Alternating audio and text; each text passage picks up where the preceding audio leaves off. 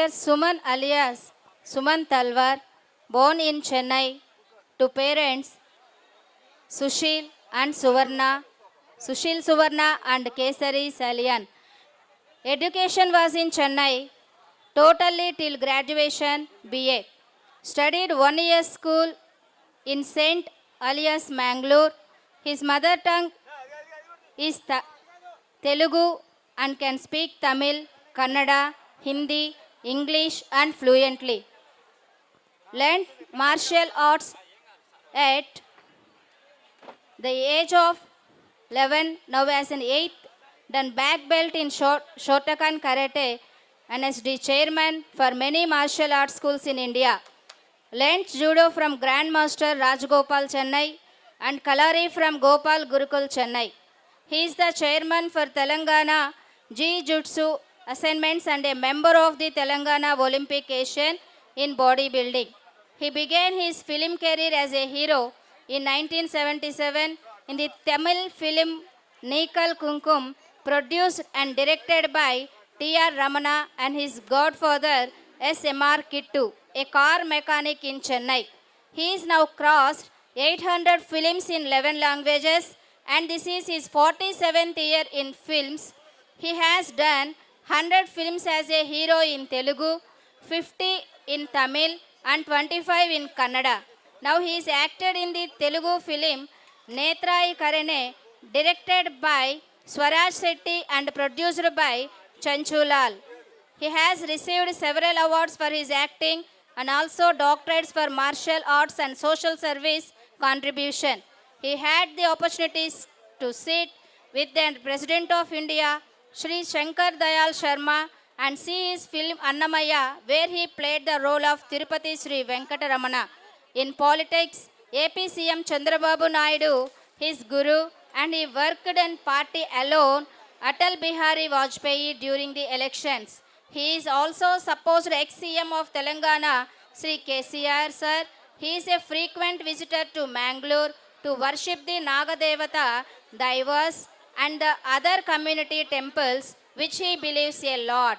Present, he is busy shooting in Oriya, Hindi, Telugu, Kannada, and Tamil. Now, please play the AV of Suman Talwar, sir. సినీ వినీలాకాశంలో తనకంటూ ఒక ప్రత్యేక స్థానాన్ని ఏర్పాటు చేసుకున్న వెండితెర రారాజు డాక్టర్ సుమన్ తల్వార్ గారు.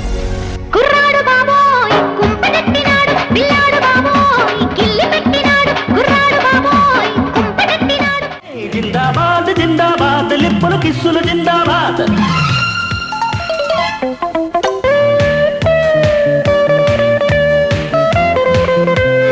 అచ్చిక బుచ్చికలాడుకునే వెచ్చని మచ్చికలు జిందాబాద్ జిందాబాద్, స్టెప్పులు బ్రేకులు జిందాబాద్.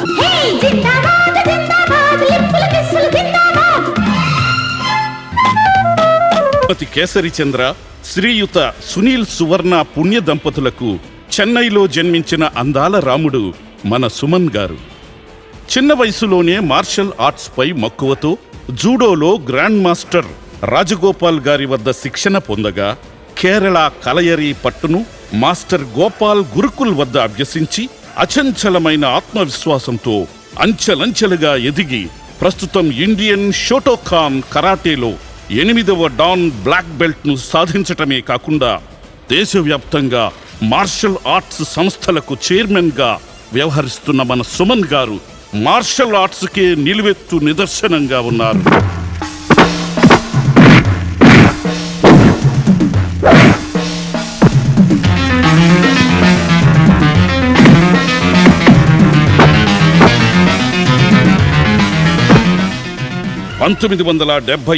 సంవత్సరంలో టిఆర్ రామన్ దర్శకత్వం వహించిన నీచల్ కులం అనే తమిళ చిత్రం ద్వారా హీరోగా పరిచయమై తన 47 సంవత్సరాల సినీ ప్రయాణంలో తెలుగు, కన్నడ, మలయాళం, బంజారా, ఒరియా, భోజ్పురి, హిందీ, ఇంగ్లీషు మొదలైన 11 భాషల చిత్రాలలో హీరోగా నటించి ఆ రోజుల్లోనే పాన్ ఇండియా స్టార్గా మన సుమన్ గారు मैं इन नामर्दों की वजह से दिग्विजय पाटिल नहीं बना।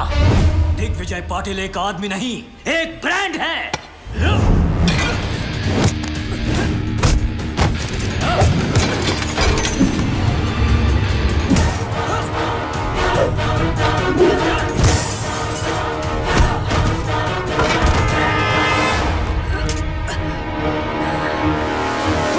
అటు యాక్షన్ అయినా, సెంటిమెంటునైనా, కామెడీనైనా, రొమాన్స్నైనా, పౌరాణికమైన ఒకటేంటి ఎలాంటి పాత్రలనైనా తన నటనా కౌశల్యంతో నవరసాలు పండించగల నవరస కథానాయకుడు, వన్ అండ్ ఓన్లీ హీరో మన సుమన్ గారు. 1983 సంవత్సరంలో పి చంద్రశేఖర్ రెడ్డి గారి దర్శకత్వంలో వచ్చిన చండీ రాణి సినిమాలో ఎలాంటి డూప్ లేకుండా నిజమైన టైగర్తో ఫైట్ చేసిన రియల్ స్టార్ హీరో సుమన్ గారే.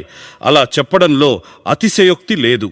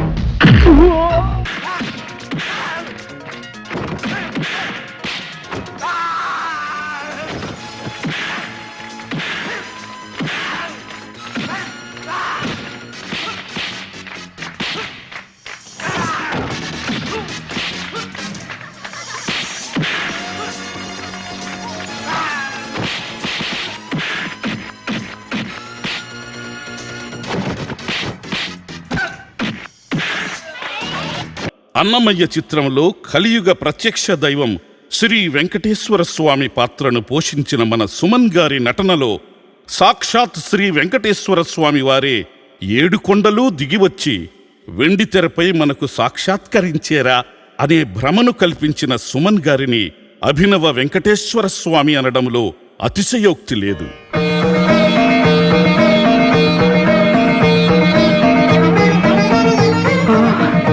స్వామి, ఈ సాక్షాత్కారం కల కాదు కదా, కల్పన కాదు కదా.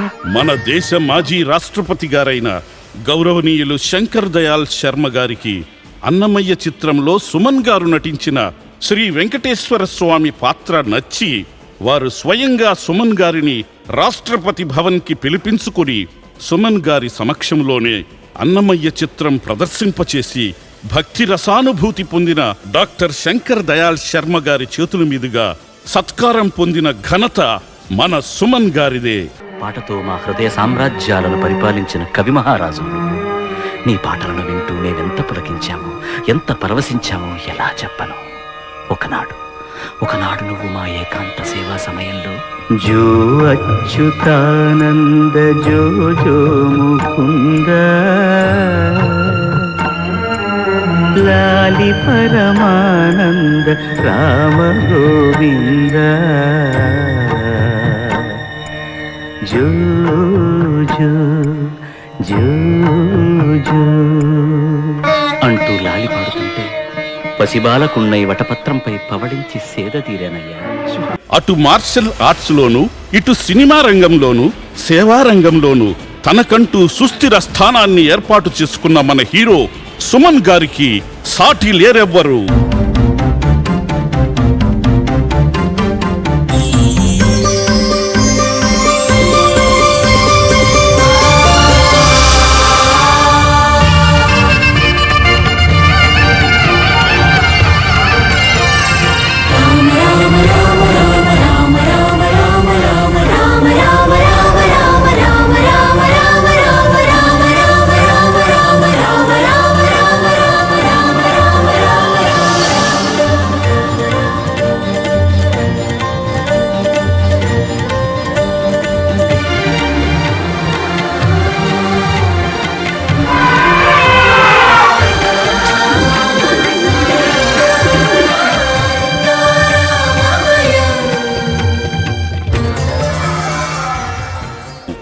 ఇది ఒక నటుడి జీవిత కథ కాదు, లెజెండరీ డాక్టర్ సుమన్ తల్వార్ గారి జీవితం.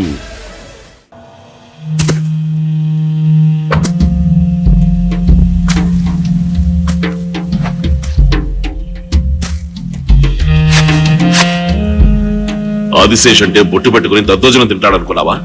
పాత పోలీస్ స్టేషన్ రికార్డ్స్ తీసి చూడు. ఆదిరా, అంబర్పేట ఆది, లేపేస్తా. Now we would like to invite our P. Habibunisa madam to invite sir onto the stage with a flower bouquet.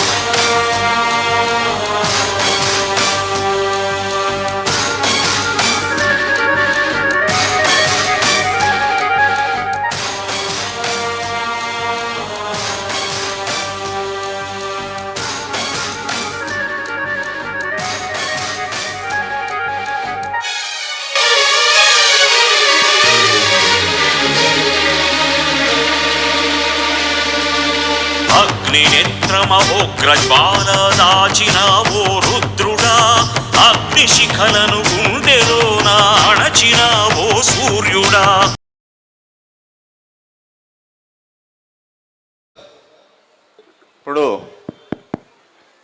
ఎప్పుడెప్పుడు ఆయన ఎదురు చూస్తున్న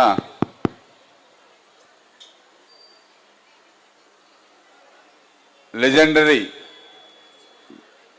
star doctor Suman Talwar sir గారిని మాట్లాడవలసిందిగా కోరుచున్నాను.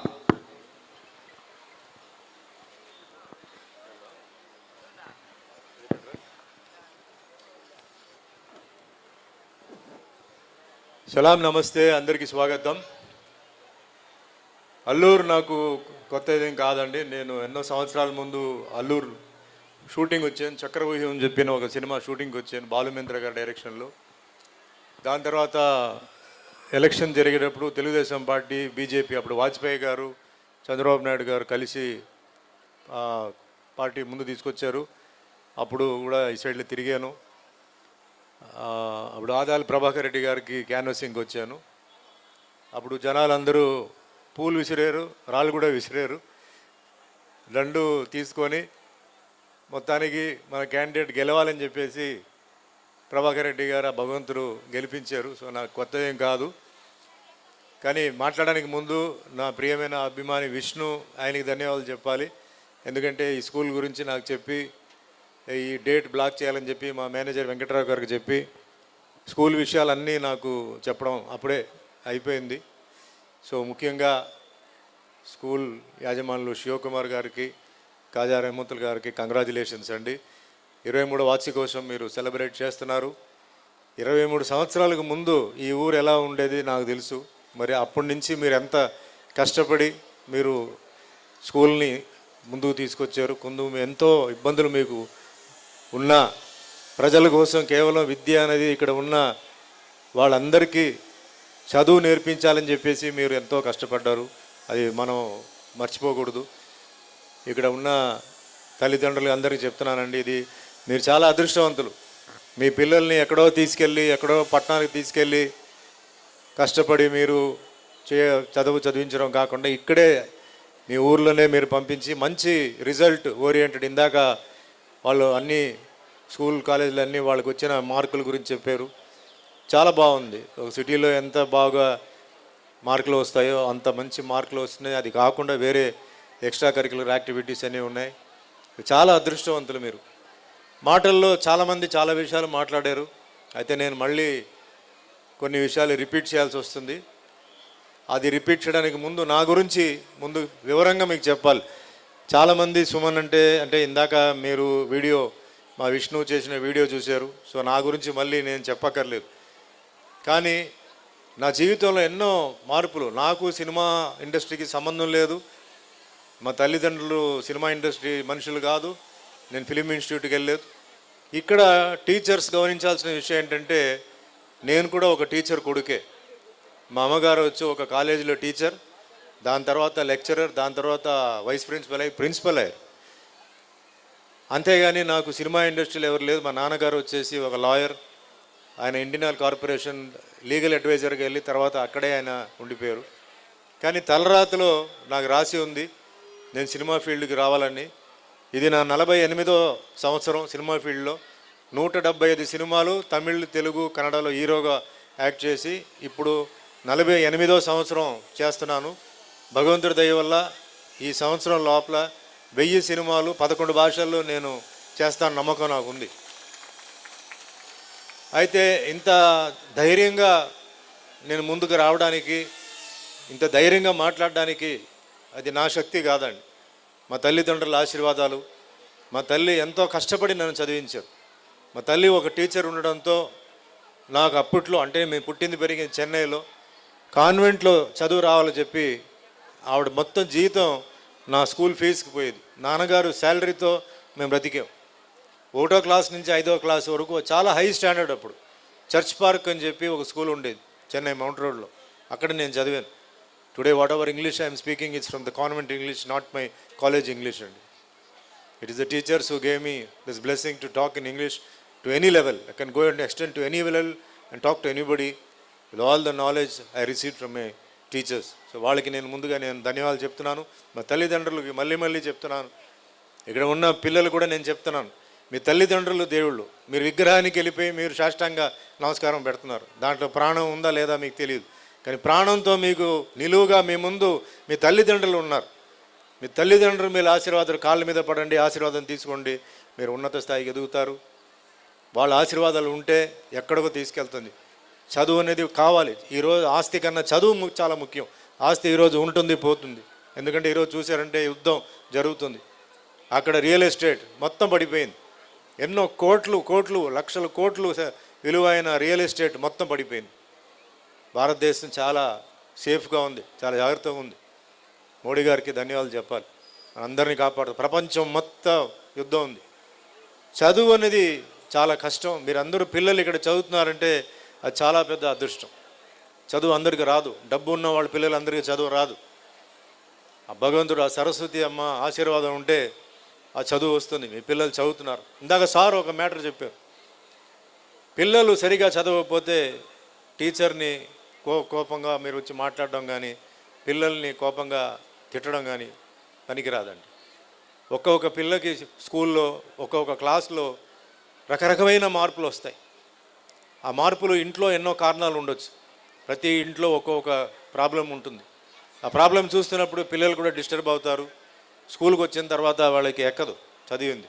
అందుకే అప్పుడప్పుడు వచ్చి మీరు స్కూల్ టీచర్స్తో మీరు ఇంటరాక్ట్ అయ్యి పిల్లల విషయం మీరు తెలుసుకొని ఎక్కడ ఇబ్బంది వచ్చింది, ఎందుకు ఒక మా సబ్జెక్ట్లో తక్కువ మార్కు ఉంది అని తెలుసుకొని దానికి ఒక ట్యూషన్ పెట్టి చేయడం ఒక వైపు అయితే, మరోవైపు మీ ప్రేమ అభిమానం పిల్లలతో ఎప్పుడు మీరు చూపించాలి. మీరు ఎంతో బిజీగా ఉండొచ్చు, చాలా మీకు బిజినెస్ ఉండొచ్చు, కానీ పిల్లల కన్నా మీకు పెద్ద ఆస్తి మీకేముంది. ఖచ్చితంగా తల్లిదండ్రులు మీరు టైం ఇవ్వాలి. మాట్లాడాలి, ప్రేమతో వాళ్ళతో తిరగాలి, వాళ్ళు ఏం చదువుతున్నారు ఏం చేస్తున్నారు అడగాలి. నేను ఎంతో బిజీగా ఉన్నప్పుడు, చాలా బిజీగా ఉన్నప్పుడు మా పాప స్కూల్కి వెళ్ళి సాయంకాలం వచ్చినప్పుడు నాకు షూటింగ్ లేదంటే నేను వెళ్ళిపోయి బస్ స్టాండ్ అంటే స్కూల్ బస్సు వచ్చేది, ఆ స్కూల్ బస్ స్టాప్కి వెళ్ళిపోయి నేను కారులో వెయిటింగ్ కూర్చొని ఆవిడని తీసుకొస్తే ఎంతో సంతోషంగా ఆవిడ ఫీల్ అయ్యేది. ఆవిడ మొహంలో ఆ నవ్వు చూస్తే నాకు అర్థమయ్యేది ఎంత సంతోషం. ఆ పిల్ల నన్ను చూడంగానే ఆవిడ స్కూల్లో ఎన్ని ఇబ్బందులు ఉన్నా మొత్తం మర్చిపోయి ఆవిడ కొంచెం అరగంట సేపే తర్వాత వాళ్ళు ఆడుకుంటుంది. ఆ విధంగా నేను అటాచ్ అయ్యాను. ఈరోజు నేను వేసిన లైన్ ఆవిడ దాటట్లేదు. బెదిరింపుతో కాదు, భయంతో కాదు, అభిమానం, ప్రేమతో. ఈరోజు ఆవిడ కూడా స్కూల్లో చదివినప్పుడు ఒక 2 క్లాసులో చాలా లో మార్క్ వచ్చింది.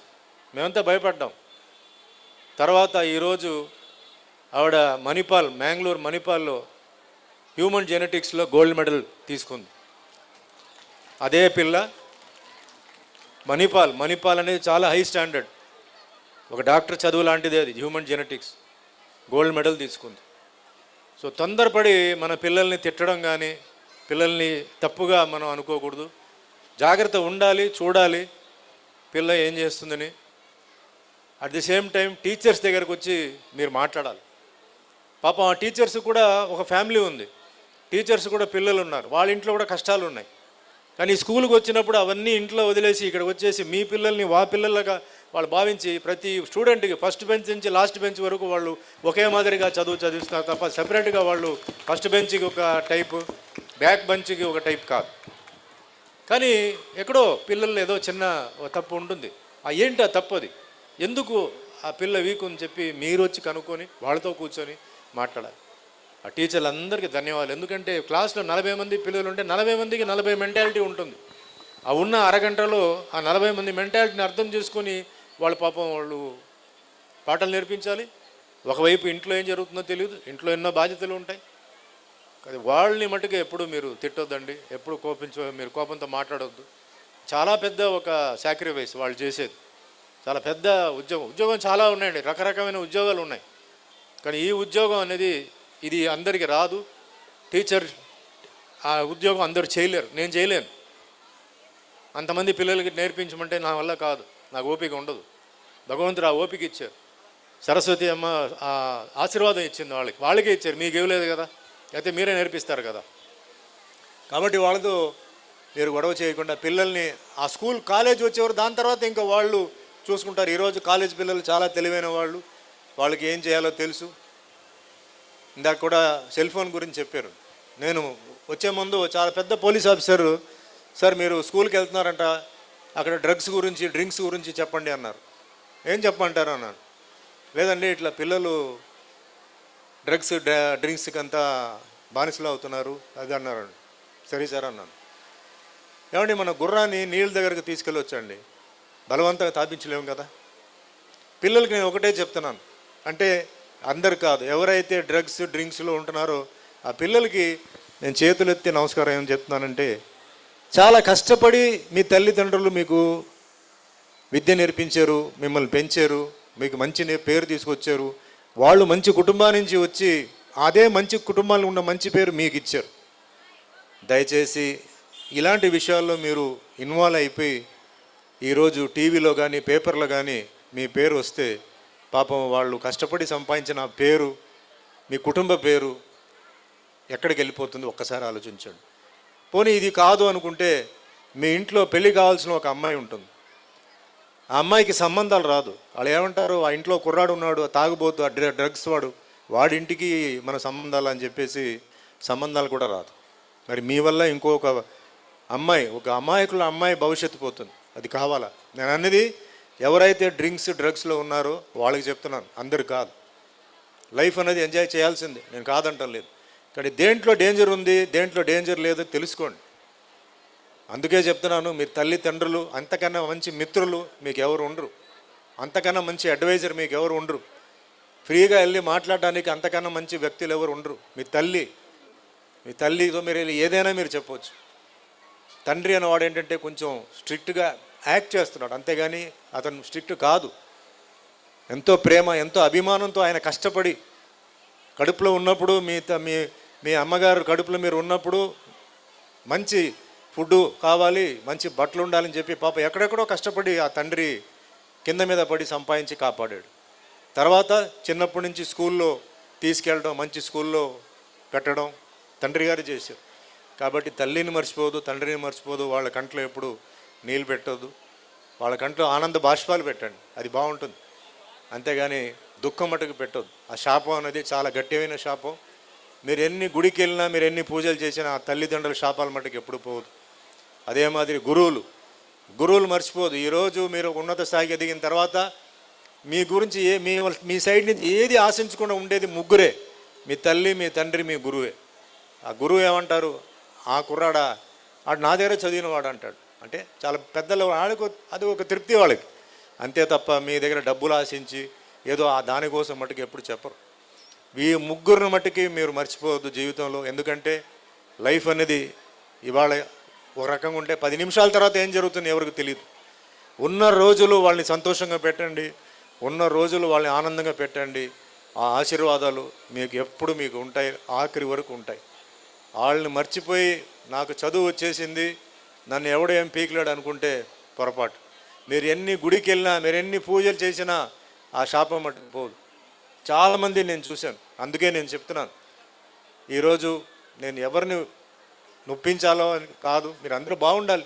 ఎందుకు మీరందరూ నా అభిమానులు, మీ వల్లనే నేను, మీకోసం నేను. అందుకే నేను ఇవన్నీ చెప్తున్నాను. ఒక మంచి సంస్థ, మంచి స్కూల్, మంచి యాజమానులు ఉన్నారు, వాళ్ళే పర్సనల్గా చూసుకుంటున్నారు. కాబట్టి ఈ మంచి స్కూల్ని ఉపయోగించుకోండి, పిల్లల్ని చదివించండి, పిల్లలు కూడా బాగా చదవండి, మంచి ఉన్నత స్థాయికి మీరు ఎదగాలి. జీవితంలో తర్వాత ఏం జరుగుతుందో ఎవరికి తెలియదు. నేను నా విషయం చెప్తున్నాను కదా. ఒక మామూలు కారు మెకానిక్ నన్ను ఒక యాక్టర్గా చేశాడు. పెద్ద సపోర్ట్, ఇన్ఫ్లుయెన్స్ లేనివాడు. ఆ మెకానిక్ వేషాలు పిచ్చి ఉంటే తనకు వేషాలు రాలేదు కదా అని చెప్పి నేను యాక్ట్ చేయాలని చెప్పి నన్ను హీరోగా 77లో నన్ను హీరోగా తీసుకెళ్ళి, నాకు ఎటువంటి క్వాలిఫికేషన్ లేకపోతే నన్ను హీరోగా నన్ను పరిచయం చేసి, అంటే ఎవరితో మాట్లాడి చేశాడు. ఈరోజు 45 సంవత్సరాలు నా రికార్డు నేను చెప్పడం కాదు, మీరు చూశారు. చూపించింది సగం రికార్డు, ఇంకా సగం ఉంది, చాలా ఉంది మ్యాటర్. ఆ భగవంతుడు ఇచ్చాడు. నేను కష్టపడిన దానికి, నేను కష్టపడి నేను చేసిన పనికి నాకు భగవంతుడు ఇచ్చిన గిఫ్ట్ వెంకటేశ్వర స్వామి పాత్ర. President of India Shankar Dayal Sharma గారితో కూర్చొని సినిమా చూసి ఆయనతో భోజనం చేసే భాగ్యం. అంతకని ఇంకా నాకేం కావాలండి, నాకు అన్నీ ఇచ్చేసారు. ఇంకా బ్యాలెన్స్ ఏంటంటే మంచి మంచి సినిమాలు చేస్తూ ప్రజల్ని మెప్పించి వాళ్ళని ఎంటర్టైన్ చేస్తూ ఉండాలని నా కోరిక.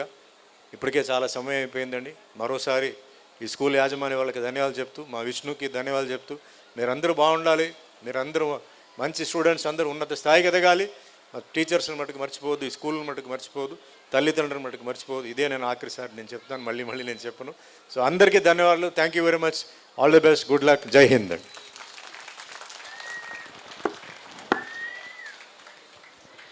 Thank you sir.